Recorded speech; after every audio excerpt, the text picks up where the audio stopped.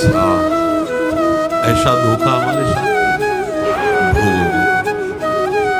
ये जो निकलता है ना भोगोगे, ये अकाट नहीं होता।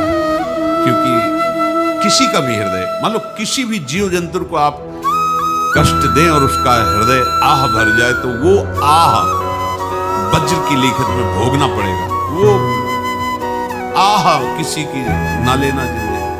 कोई ऐसा कोई आह भर करके कह दिया तुम समर्थ हो, हम तो कुछ कर नहीं सकते, अंदर से तो फिर तुम्हारी सामर्थ्य काम नहीं करेगी, मिट्टी में मिला देगी। ऐसा नहीं कि आप जो कर रहे हैं कोई देख नहीं रहा, कोई हिसाब किताब नहीं, जो कर रहे हैं अवश्य में भोक्तव्यम। बहुत सावधान।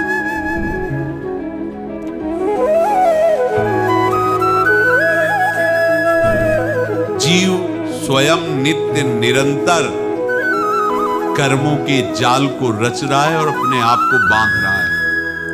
आपको मुक्त होना है, बंधना नहीं है। जीव का जन्म कर्मों के अनुबंध से होता है, कर्मों के बंधन से होता है,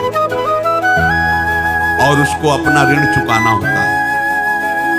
कर्मानुबंध ये बहुत सूक्ष्म विषय है। जैसे आप जिस परिवार में जन्म लिए हैं, तो उस परिवार के लोगों से आपका ऋण है, इसलिए उसी परिवार में आप आए हैं। और ऋणानुबंध उसको बिना चुकाए या बिना वसूल किए आप वहां से जाएंगे नहीं। आपको लेना है तो वसूल करना है, और देना है तो चुकाना है। ये पूर्व के जन्मों से निश्चित किया गया है। जैसे किसी के यहां पुत्र हुआ, जन्म से ही पैसा खर्चा शुरू हुआ, जो बड़ा हुआ तो उद्दंडता के द्वारा मार पूरे परिवार को क्लेश पर क्लेश देता चला जा रहा है।